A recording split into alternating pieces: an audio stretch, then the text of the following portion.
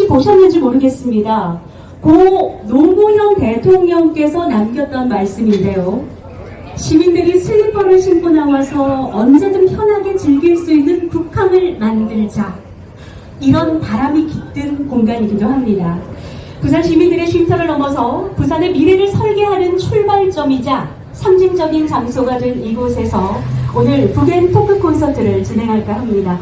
고 노무현 대통령의 꿈이 시작되고 이재명 대통령께서 완성할 북한의 꿈. 자, 그 꿈을 함께 만들어가는 동행자이자 북한의 북극 항로라는 특별한 여정을 함께하고 계신 여러분 진심으로 환영합니다. 그리고 진심으로 감사드립니다. 자, 지금부터 앞으로 약 한 2시간 동안 대한민국 마지막 기회가 온다라는 주제로 우리는 같은 배를 타고 같은 길을 항해를 할 텐데, 자, 여러분들 같이 출발할 준비가 되셨습니까? 네. 좋습니다. 자, 그럼 지금부터 지금보다 훨씬 더 큰 박수와 함성으로 오늘의 북앤 토크 콘서트 힘차게 시작하겠습니다.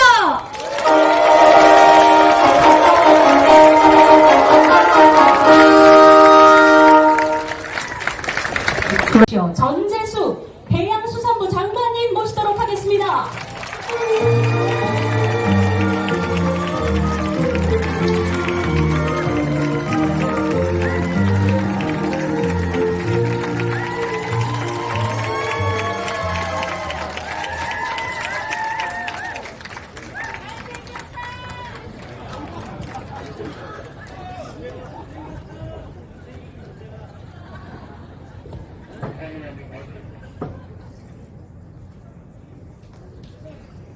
진짜입니까? 여러분 반갑습니다. 안녕하십니까? 전재수입니다. 안녕하십니까?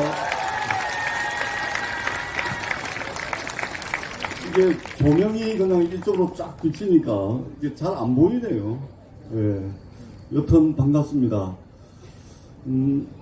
노무현 대통령을 모시던 노무현 캠프의 막내였던 전재수가 노무현 대통령의 꿈이 서려 있는 이곳 북항에서 해양수산부 장관이 돼가지고 해양수산부의 부산 이전을 비롯해서 대한민국의 모든 해운 역량을 부산에 집적시키는 그 역할을 맡아가지고 이 자리에 서니까 정말로 이게 감개가 무량합니다.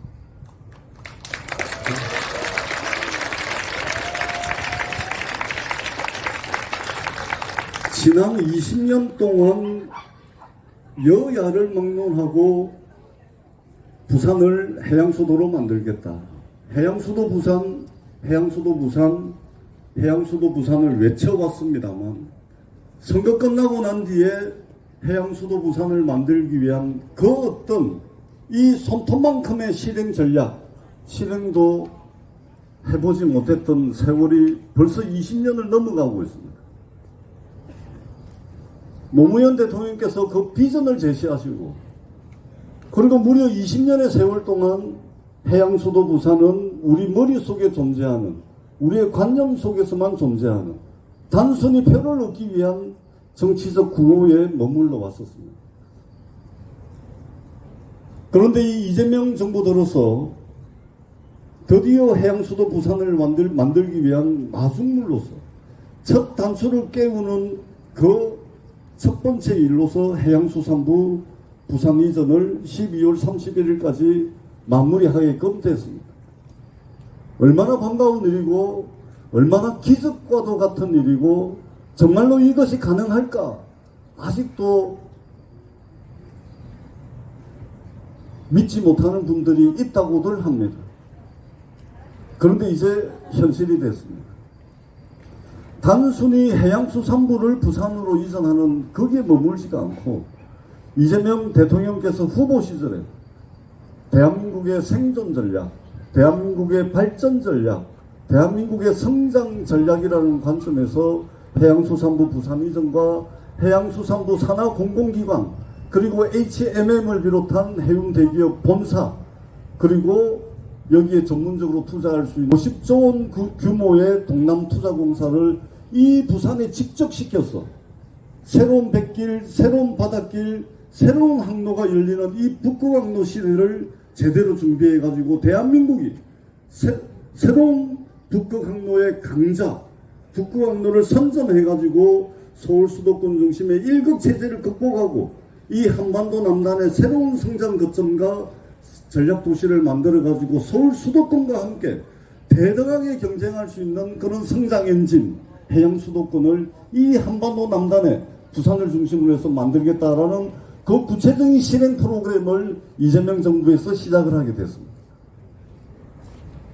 이렇게 하게 된 데에는 우리 부산 시민들이, 그리고 이 자리에 함께 계신 분들이 지지를 해주시고 또 응원을 해주시고 관심을 보내주신 덕분이라고 생각을 합니다. 여러분 잘 아시다시피 기후위기 때문에, 기후재앙 때문에 북극의 얼음이 녹고 있습니다. 재앙으로부터 시작된 새로운 뱃길, 새로운 바닷길이 열리고 있는데 아이러니컬하게도 우리 부산에는 그 기후재앙이 새로운 기회가 됐습니다. 여러분들 잘 아시다시피 기원 전 열렸던 실크로드길, 이게 인류에 어떤 영향을 가져왔는지 잘 아실 겁니다. 그리고 향신로길, 그리고 가장 최근에 150년 전에 수에즈 운하가 열렸을 때 세계의 물류가 어떻게 변했고 세계 질서가 어떻게 재편이 됐고 그리고 인류의 문명에 어떤 변화가 일어났는지를 우리는 지난 역사 속에서 잘 알 수가 있습니다. 이처럼 새로운 길이 열린다는 것은 단순히 길이 열리는 것이 아니고 새로운 기회가 열리는 것이고 새로운 문명이 열린다는 뜻입니다. 더더구나 이 지구상에 마지막 남아있는 길, 이 마지막 남아있는 길이 가져올 변화라는 것은 아마 우리 김태우 교수님께서 표현하시기로는 문명사적 대전환의 새로운 길이 열리고 있고 이것이 대한민국에는 엄청난 기회라고 말씀을 하셨는데 그 문명사적 변화, 그 이상의 변화를 몰고 올 것이 확실합니다. 그동안은 이 북극항로라는 길이 군사안보적 측면에서 가치가 있었지만 이제는 그 군사안보적 가치를 넘어서서 새로운 경제적 이익을 창출하는, 경제적 부가가치를 창출하는, 그래서 전 세계가 뛰어들어가지고 경쟁할 수밖에 없는 그런 항로가 될 것으로 생각을 하고 있고 이미 많은 나라들이 선점하기 위한 경쟁에 들어가 있습니다. 러시아가 지금 우크라이나하고 전쟁 중임에도 불구하고 2035년까지 서쪽으로는 무르만스크에서 동쪽으로는 블라디보스토크까지 39조 원의 투자 계획을 발표를 했고 이미 새로운 원유 생산기지와 천연가스기지를 건설하는 데 착공을 했습니다.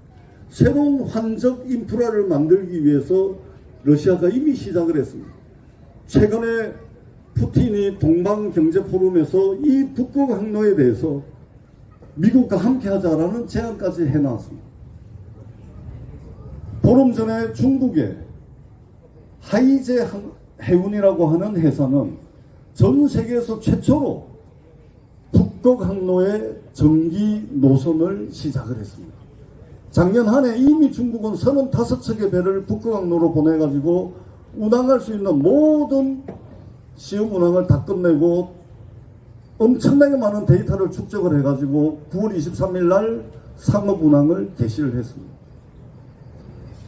그런데 대한민국은 북극항로가 열리게 되는 새로운 길목, 완전히 북극항로의 이익을 공유할 수 있는 그런 길목에 위치하고 있음에도 불구하고 20년 동안 해양수도 부산만을 외쳐왔습니다. 대한민국이 이미 늦었습니다. 그래서 저희 이재명 정부에서 정부가 강력한 의지를 가지고 이 북극항로를 선점하기 위한 일들을 시작했습니다. 그 첫 번째 일이 12월 31일까지 해양수산부를 부산으로 이전하는 것입니다. 단순히 중앙정부, 단순히 해양수산부라고 하는 이 중앙정부 하나를 부산으로 이전하는 것을 넘어서서 대한민국이 북극항로 시대를 제대로 준비하고 선점하겠다라고 하는 강력한 의지를 표명한 것입니다. 그리고 이것은 단순히 좁게는 부산을 위한 일이지만 근본적이고 근원적으로는 대한민국의 새로운 성장 전략적 차원에서 이러한 구상이 현실화된 것입니다. 2022년도에 골드만삭스에서 2075년이 되면 지금 현재 대한민국이 세계 12의 경제대국인데 50년 뒤에는 세계권의 경제 수준으로 추락한다고 이야기합니다. 여기 계신 분들께서 잘 와닿지가 않으실 텐데 예를 들면 말레이시아, 방글라데시, 필리핀보다도 더 못한 GDP 수준을 가지고서 세계 40위권 경제 수준으로 추락한다고 이야기합니다.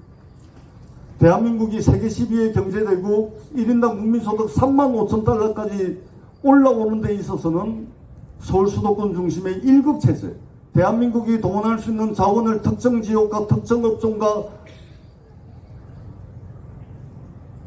특정 분야에 집중을 해가지고 이까지 올라왔지만 이제는 이러한 성장 전략을 가지고서는 대한민국의 지속 가능하고 안정적인 성장을 담보할 수는 없습니다. 오히려 대한민국의 안정적이고 지속적인 성장을 가로막고 있고 장애물로 작용하고 있는 것이 바로 서울 수도권 중심의 1급 체제입니다. 서울 수도권으로 사람도 몰리고 돈도 몰리고 모든 기업과 모든 정보들이 서울 수도권으로 몰리고 있습니다. 이러한 성장 전략으로는 대한민국의 미래가 없습니다. 서울 수도권도 미어 터져가지고 죽는 상황이에요. 지방은 비쩍 말라 비틀어져가지고 죽어가는 이 상황에 대한민국이 어떻게 지속 가능한 성장을 담보하겠습니까? 그래서 저희들은 북구항로 시대가 열리고 있고 그리고 이 북구항로 시대를 선점하기 위해서 전략기지 거점 도시가 필요하고 그리고 그 전략기지 거점 도시를 부산으로 삼고 그리고 그 인근에 부산, 울산, 경남권까지 확대를 해가지고 해양수도 부산에서 해양수도권으로 경제공동체의 범위를 넓히고 그리고 추후에는 북구항로가 가지고 오게 될 직접적이고 간접적인 경제 효과를 그 주변까지 넓혀서 여수, 광양, 부산, 울산, 포항이 이르는 이 권역을 북구항로 경제권역으로 묶어낸다면 서울 수도권과 대등하게 경쟁할 수 있고 1급 체제를 극복하고 다급 체제로 나아가는 그 징검다리 그 역할을 이 부산이 할 수가 있을 것입니다. 그래서 이 부산을 해양수도로 만들려고 합니다. 해양수산부 연말까지 부산으로 이전시키고 그리고 이번 정기국회에서 회사전문법원법 그리고 동남투자공사법을 반드시 통과를 시켜가지고 3년 뒤에는 이 회사 사건이 부산 회사전문법원에서 재판이 일어나고 그리고 부산, 울산, 경남에 잘 포진하고 있는 수출 인프라 여러 제소기업들에 전문적으로 투자할 수 있는 동남투자공사가 늦어도 2027년 하반기면은 업무를 시작을 하게 될 것입니다. 뿐만 아니고 기업이 들어와야 됩니다. 그래서 HMM을 비롯해가지고 SK해운, H라인 등등을 포함해가지고 경쟁력 있는 해운대 기업 본사를 가장 빠른 시간 안에 이곳 부산에 집적을 하도록 하겠습니다.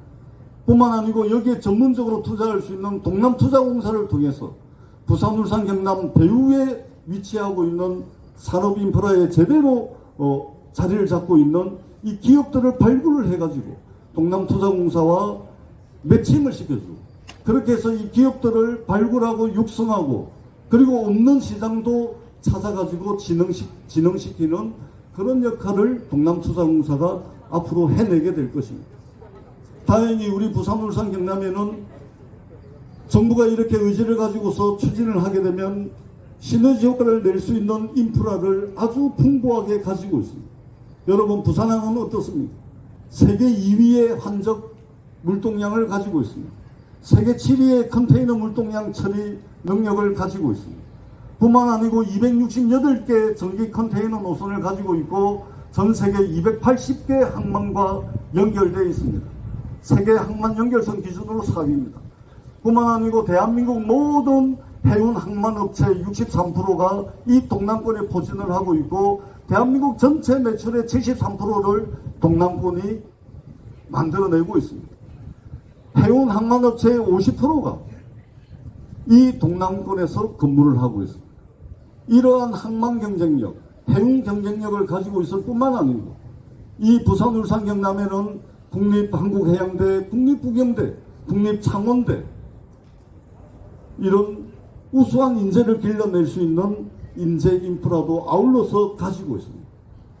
그렇기 때문에 이러한 인프라와 정부가 가지고 있는 의지가 결합을 한다면 대한민국은 새롭게 열리는 북극항로라는 이 기회를 통해서 이 한반도 남단의 새로운 성장 거점과 성장 엔진을 만들어낼 수가 있을 것입니다.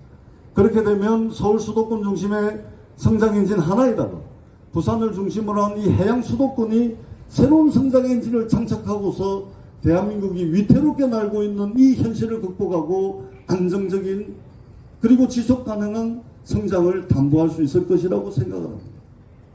서울, 인천, 경기도를 대표하는 서울 수도권, 부산, 울산, 경남을 대표하는 해양 수도권이 대한민국이 급전직하하고 있는 이 위기의 경제를 극복하고 새로운 성장 동력을 만들 수 있을 확실한 대안이라고 생각을 합니다. 여기 계신 모든 분들께서 해양수산부가 왜 부산으로 오는지, 북극항로가 어떤 의미가 있는지 다시 한번 많은 관심을 가져봐 주십사는 당부의 말씀을 드리도록 하겠습니다. 그리고 제가 12월 31일까지 해수부 공무원 850명을 전부 이끌고서 이 부산으로 내려오게 되는데 보통 일이 아닙니다.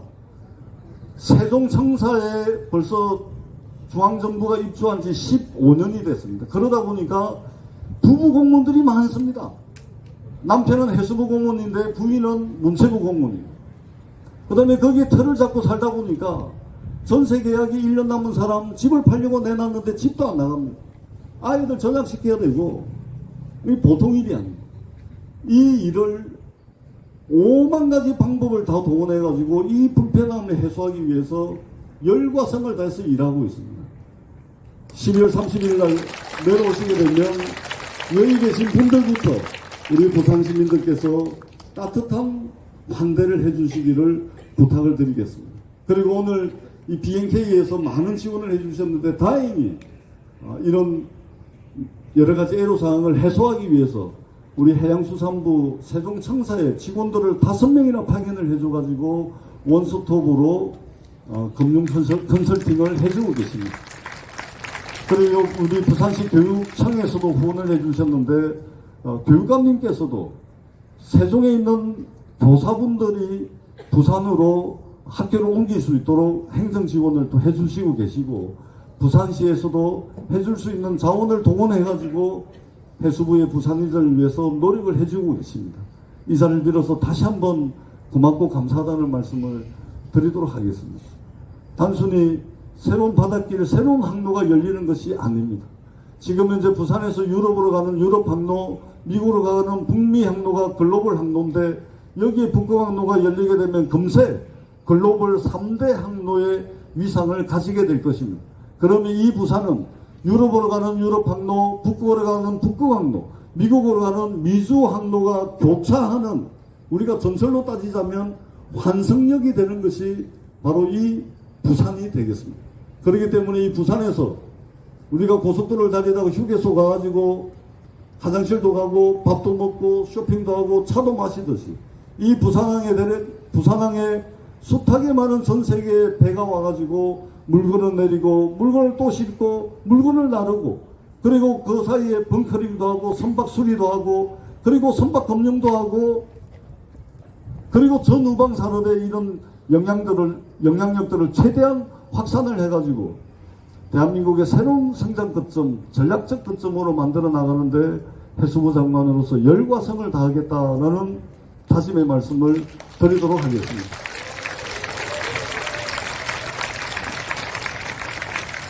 노무현 캠프의 막내로서 세월이 25년 가까이 흘러서 이제 노무현 대통령께서 꿈꾸셨던 해양강국의 꿈, 북항의 꿈을 노무현 대통령의 캠프의 막내가 해수부 장관이 돼서 이끌고 있다라는 그 무거운 책임감을 가지고 저는 해양수산부 이전을 비롯한 여러 가지 프로그램들을 진행을 하고 있습니다.